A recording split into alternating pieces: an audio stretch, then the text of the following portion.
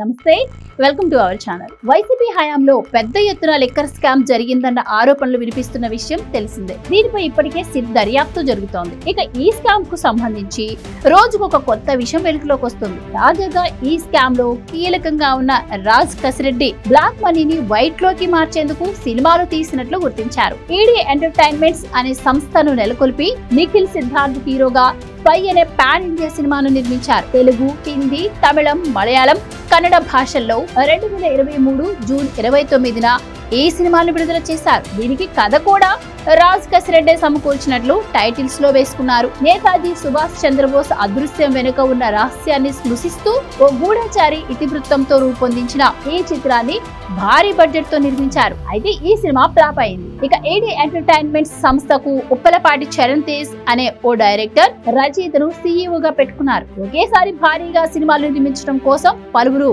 యువ డైరెక్టర్లు, రచయితలకు అడ్వాన్సులు కూడా ఇచ్చారు. ఆ మధ్య కాలంలో మిడ్ రేంజ్ కొత్త హీరోలతో హిట్ సినిమాలు తీసిన 4-5 డైరెక్టర్లతో కథలపై చర్చించి సినిమాల నిర్మాణానికి ప్రయత్నించారు. మద్యం కుంభకోణంలో సమకూరిన నగదును దీనిలోకి కుమ్మరించినట్టు సమాచారం. ఈలోగానే ఎన్నికలు రావడం, ఏపీలో జగన్ ఓడిపోవడం, లిక్కర్ స్కామ్ పై దర్యాప్తు తీవ్రతరం కావడంతో ఆ కొత్త ప్రాజెక్టులన్నీ నిలిపివేసి అజ్ఞాతంలోకి వెళ్లిపోయారు. స్పై సినిమాను ఎంత బడ్జెట్ లో నిర్మించినట్లు చెప్పారు? దానికి వాస్తవంగా చేసిన వ్యయం ఎంత?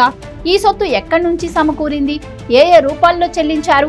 ఈ సినిమాకు జరిగిన వ్యాపారం ఎంత? తదితర వివరాలన్నీ ఇప్పటికే సిట్ సేకరించింది. కొంతమందికి నగదు రూపంలో చెల్లించినట్లు గుర్తించింది. ఇంకా ఏ సినిమాలు నిర్మాణానికి పైప్ లైన్ లో పెట్టారు, వాటి కోసం ఎంత వెచ్చించినట్లు లెక్కలు చూపించారు, ఇందుకు మనీ రూటింగ్ ఎలా చేశారు అనే దానిపై సిట్ దర్యాప్తులో పలు కీలక అంశాలు వెలుగు చూశాయి. నగదు రూటింగ్ చేసే క్రమంలో భాగంగా ఏ స్థాయిలో ఎవరెవరు ఏ పాత్ర పోషించారనే వివరాలు కూడా సిట్ తీసుకుంది. ఇక జగన్ అధికారంలో ఉన్నప్పుడు 2020 డిసెంబర్ 12న ఈడీ ఎంటర్టైన్మెంట్ సంస్థను నెలకొల్పారు రాజ్ కసిరెడ్డి. ఆ వెంటనే స్పై అనే సినిమాను నిర్మించారు. దానికి నిర్మాతగా తన పేరు అధికారికంగానే వేసుకున్నారు. ప్రీ రిలీజ్ ఈవెంట్ లోనూ మాట్లాడారు. ఇక మద్యం కుంభకోణం కేసు దర్యాప్తులో భాగంగా సిట్ బృందాలు ఇటీవల ఈడీ ఎంటర్టైన్మెంట్స్ రిజిస్టర్ చిరునామా అయిన హైదరాబాద్ మణికొండలో అక్కడికి వెళ్లి తనిఖీలు జరిపారు. అక్కడ ప్రస్తుతం ఈడీ ఎంటర్టైన్మెంట్స్ కు సంబంధించి ఎలాంటి కార్యకలాపాలు కొనసాగట్లేదని గుర్తించారు. ఇదే చిరునామాలో రిసోర్స్ వన్ ఐటీ సొల్యూషన్స్ అనే